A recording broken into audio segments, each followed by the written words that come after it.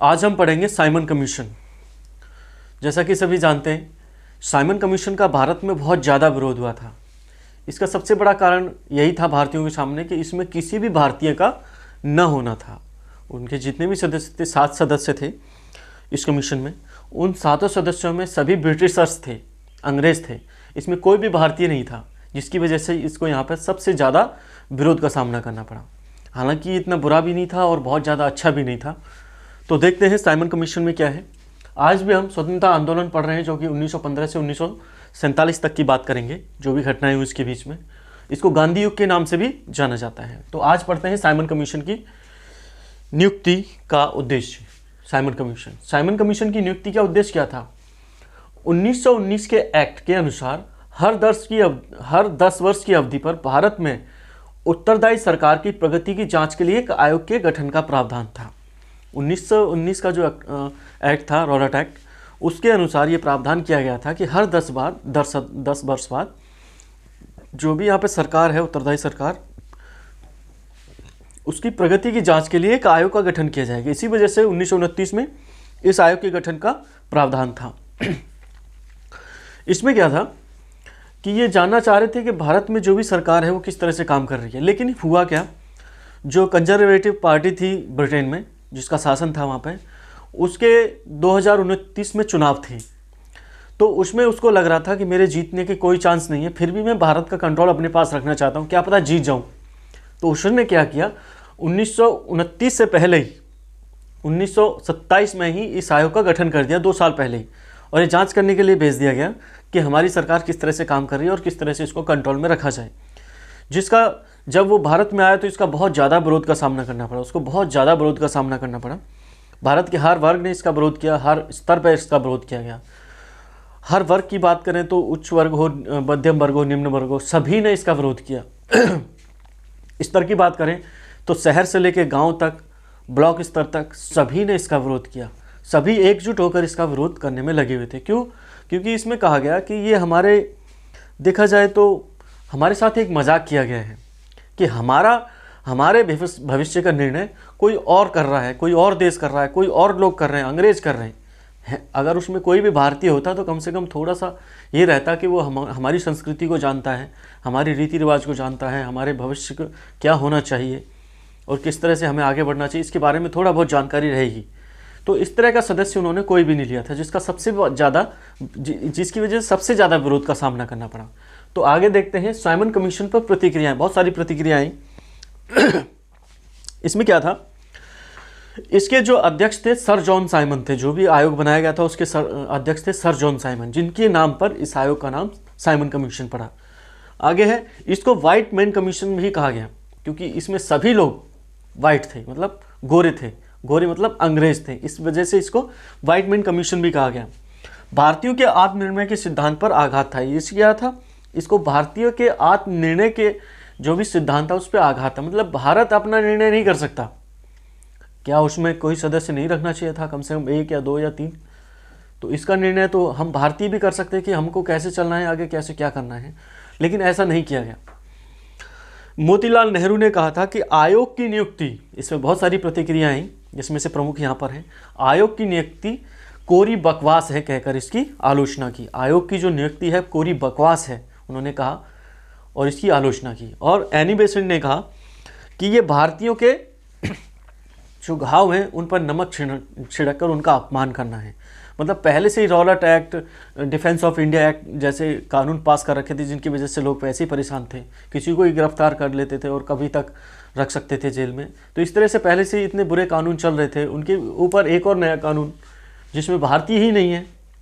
तो इन्होंने कहा कि ये ऐसा कानून है जिसमें भारतीयों के घाव पर नमक छिड़का गया और उसको अपमान किया गया है। ये कहा एनी बेसेंट ने, श्रीमती एनी बेसेंट ने। अब बात करते हैं साइमन कमीशन का विरोध। साइमन कमीशन का विरोध भारत के सभी हिस्सों में हुआ, सभी हिस्सों में, जहाँ भी गया इसको विरोध का सामना करना पड़ा। कैसे? काले झंडे दिखाए गए और साइमन कमीशन वापस जाओ के नारे लगाए गए। हर जगह, भारत के हर शहर में, हर कस्बे में, हर गांव में इसको विरोध का सामना करना पड़ा। देश के सभी हिस्सों में इसका काले झंडे और साइमन कमीशन वापस जाओ के नारों से स्वागत किया गया। लाहौर में साइमन कमीशन के विरोध का नेतृत्व लाला लाजपत राय जी ने किया। जिसको सैंडर्स एक अधिकारी थे जिन्होंने अधिकारियों ने पुलिस को आदेश दिया कि आप लाठीचार्ज कर दीजिए, और उस लाठीचार्ज में लाला लाजपत राय जी को बहुत ज़्यादा गहरी चोटें आई, जिनकी वजह से कुछ टाइम बाद उनका देहांत हो गया।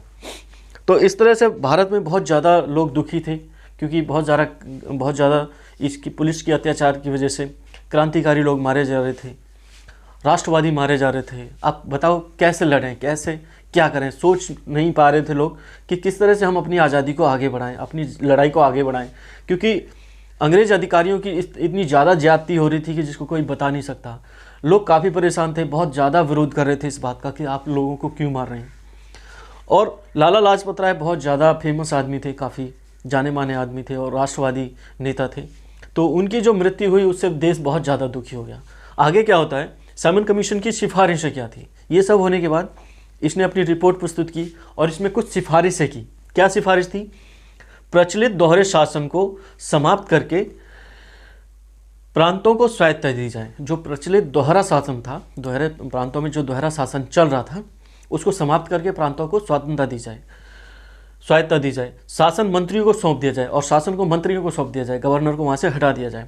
सांप्रदायिक चुनाव पद्धति को कायम रखा जाए। इसमें सांप्रदायिक चुनाव पद्धति को कायम रखने की बात की, मतलब अल्पसंख्यकों को ज़्यादा अधिकार देने की बात की, उनको आगे बढ़ाने की बात की, मतलब भारत के लोगों को आपस में लड़ाने की ही बात की। इस तरह से इसने अपनी सिफारिशें दी। केंद्र में शक्तिशाली सरकार की स्थापना की जाए। इसने कहा कि राज्यों में ना होकर केंद्र में एक शक्तिशाली सरकार की स्थापना की जाए और केंद्र के कंट्रोल में पूरे राज्यों को रखा जाए। भारत सचिव को परामर्श देने के लिए भारत परिषद को कायम रखा जाए। भारत सचिव जो कि ब्रिटेन में रहते थे, उनको सलाह देने के लिए भारत परिषद को कायम रखने की बात कही कि यहाँ की हर स्थिति से उनको अवगत कराया जाए, उनको यहाँ आना ना पड़े, क्योंकि बहुत बड़े लेवल के अधिकारी माने जाते थे भारत सचिव। और क्या था, बर्मा को भारत से और सिंध को बम्बई से अलग कर दिया जाए। बर्मा को अलग, भारत से और सिंध को मुंबई से अलग करने की बात कही गई। अल्पसंख्यक वर्गों के अधिकारों की रक्षा के लिए गवर्नर जनरल को अधिक अधिकार दे दिए जाएं। इसमें एक और चीज़ जोड़ी गई कि जो भी अल्पसंख्यक वर्ग था उसके अधिकारों की रक्षा के लिए गवर्नर जनरल को बहुत ज़्यादा अधिकार दे दिए जाएं, ताकि उनके अधिकार सुरक्षित कर दिए जाएं। तो काफ़ी ऐसी इसमें बहुत सारी चीज़ें रियायतें दी गई। तो ज़्यादातर देखा गया कि इसमें सांप्रदायिकता को ज़्यादा बढ़ाने की बात की, क्योंकि वो नहीं चाहते थे, अंग्रेज नहीं चाहते थे कि हिंदू मुस्लिम एक होकर उनके विरुद्ध लड़ाई करें, मतलब उनको यहाँ से भगाने की कोशिश करें या जो भी है।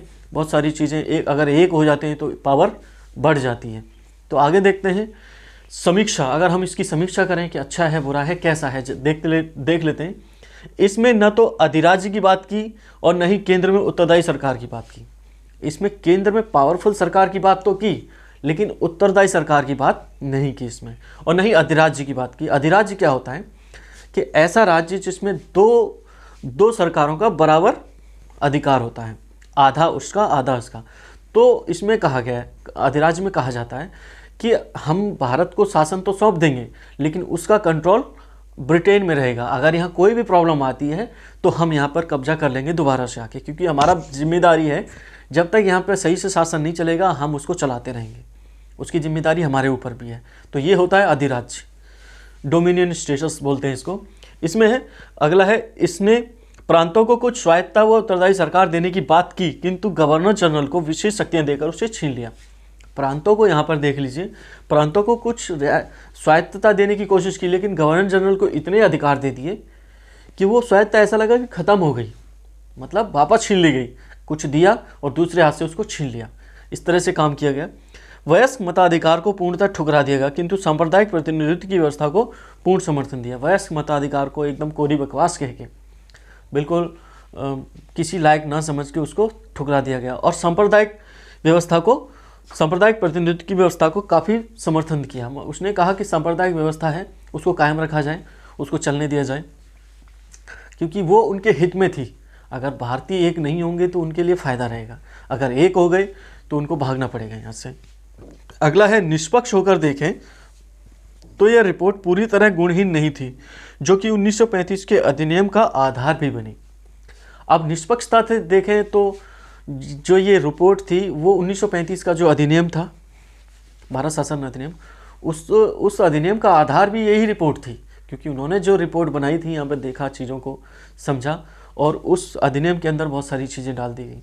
और वो जो 1935 का जो अधिनियम था वही हमारी स्वतंत्रता में जो भी संविधान बना उसमें बहुत सारा भाग 1935 से उठाया गया है।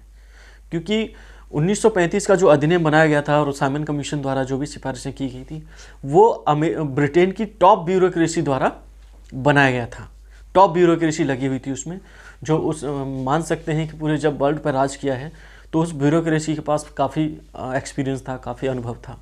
तो उस अनुभव का भारत को लाभ हुआ। 1935 के अधिनियम में बहुत सारी चीज़ें ऐसी डाली गई जो विश्व में कहीं भी नहीं थी और जो बहुत अच्छी बेहतर थी, जो किसी भी देश को आगे बढ़ाने के लिए बहुत ज़्यादा अच्छी हो सकती थी।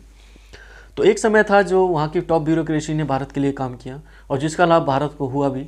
1947 के बाद जो हमारा संविधान बना उसमें वो बहुत ज़्यादा काम आया। तो उसकी बहुत सारे अधिनियम, बहुत सारी व्यवस्थाएं हमारे संविधान में डाल दी गई। देखा जाए तो अब हम बात करें साइमन कमीशन की, तो साइमन कमीशन का जो विरोध हुआ था वो एक तरह से देखा जाए तो सिर्फ काले गोरे के आधार पर नहीं करना चाहिए था, उसकी सिफारिशें देखनी चाहिए थी, क्योंकि बहुत ज़्यादा महत्वपूर्ण सिफारिशें की थी और इससे पहले इस तरह की सिफारिशें नहीं की गई थी कि भारत के लिए कुछ किया जाए। सिर्फ वाइटमैन कमीशन या सिर्फ गोरे काले ना होके उसका विरोध किया जाए। हाँ, उनसे बात की जाती है कि आप शामिल कीजिए, नहीं हुआ है तो शामिल कर सकते हैं और कुछ हमारी बातें भी सुन सकते हैं, लेकिन ऐसा नहीं किया गया।